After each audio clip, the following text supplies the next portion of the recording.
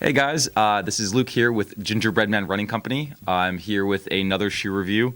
Today we'll be reviewing the brand new Launch GTS 8. And I wanted to get this review out as fast as possible because this is a little bit of a crazy instance where Brooks has taken one of their trademark shoes, one of their keystone products, and just out of nowhere, they changed the entire branding behind it. This shoe was formerly called the Ravenna 11. The Ravenna 12 is no more. Instead, it is now being called the Launch GTS 8. If you know the Brooks line, there's a Launch 8 that already exists. Like this one, for example. The Launch and the Ravenna for years have been kind of like sister shoes, kind of like how the Ghost and the Adrenaline have been, and the Glycerin and the Transcend have been. So they've done well in their own respective markets. The Launch has historically always been neutral, and the Ravenna has always been support.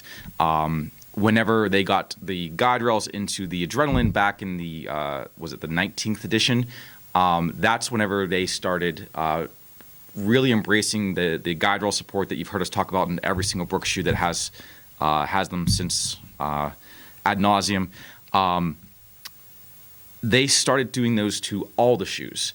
But then the shoes, the Ravenna and the Launch, started becoming more and more the same.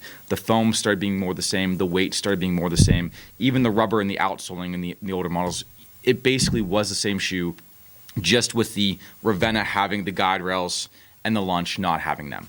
And again, just the support versus neutral. I'm not crazy about this.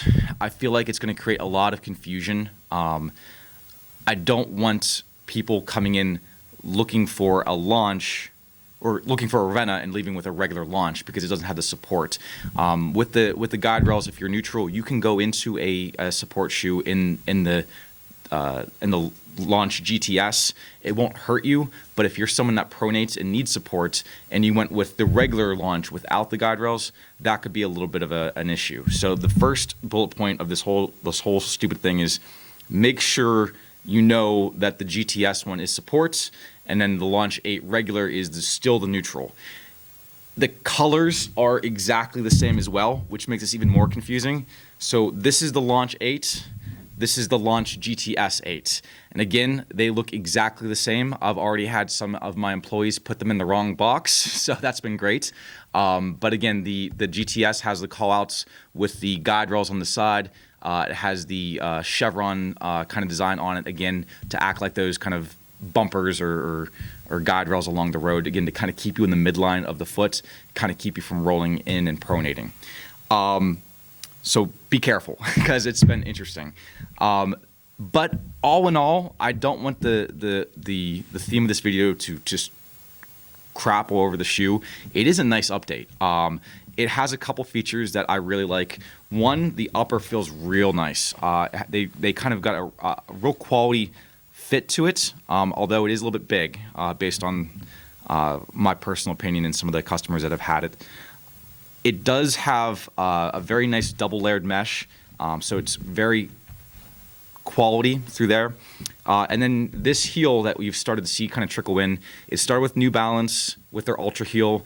The Clifton 7 embraced it with Hoka, and now we see with the Brooks Launch and GTS that it has this kind of beveled away from the Achilles. And again, that's just to kind of keep it from biting into your heel whenever you go up in your toes. It flares out to reduce friction. I think it's a great idea at first, and especially when the New Balance line, it did look a little bit odd aesthetically, but functionally it works out great, and I think that's something you're going to start to see in a lot more products, not just the ones that are already out there.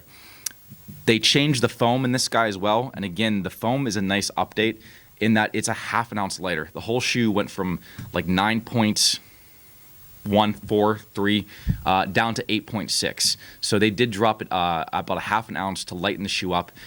They took the rubber in the forefoot and turned it into not carbon rubber, blown rubber, to give it more of a bouncier, springier feel. And the foam itself is supposed to be lighter and a little bit more springy as well. They're calling it Biomogo. Yeah, Biomogo DNA. So that's their new foam that they're using in the forefoot. It looks like an EVA blend, but again, it's supposed to be just a little bit lighter weight, a little bit more bouncy, a little bit more responsive. The only complaint I really have about the shoe is that the laces just feel like junk. That's, like I said, it runs a little bit big. It's very smooth on the foot. You don't feel the guide rails. It's a really nice kind of transition getting you up on your toes. Feels bouncy, feels lightweight. Doesn't feel like you're wearing a shoe. But then with how fancy all the everything is here, it's been real nice. But then the laces just feel chintzy. And again, that's the smallest complaint you can really lodge with a shoe, just because you can change the laces in a matter of like 7 minutes. It's not a big deal. They even lowered the price of the shoe. So the Ravenna 11 was a $110 price point. To kind of keep the new Launch GTS in line with the regular Launch, they lowered the price from $110 down to $100. So both the Launch and the Launch GTS are at the exact same price point, which is crazy if you think about it, because no shoes ever go down in price. They always seem to be kind of creeping up and up and up. So yeah, that's another nice thing I like about it. I will say, again, GTS, again, and if you're curious, I keep saying GTS. Brooks originally had that with the Adrenaline. It stood back in a time for go-to shoe. They're rebranding it now. GTS stands for go-to support. And this isn't the last you're going to see of this. Not to kind of spoil the future, but in about a month, you're going to see this happen with the Glycerin as well. The Glycerin and the Transcend are going to turn into the Glycerin and the Glycerin GTS. So just beware that that's coming your way as well in the 19th edition of that shoe.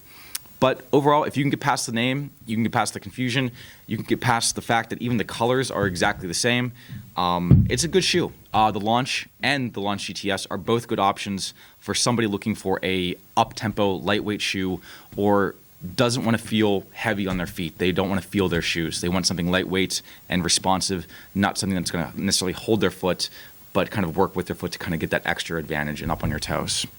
As always, come by, check it out in our store here or your local store wherever you are. Shop local, support local, all that jazz. And speaking of support, if you're able to, please like and subscribe. I know these videos seem kind of half-baked, but so are we. So just go with it. Just do it. And thanks again to Brandon from That Painful Music for always, as always, supplying us with the background intro and outro music. So thanks again, Brandon. Give him a little bit of your attention as well. Send some likes his way also. Is there anything I'm forgetting, Zach? All right, in that case, have a wonderful New Year, and I'll see you next time. Bye.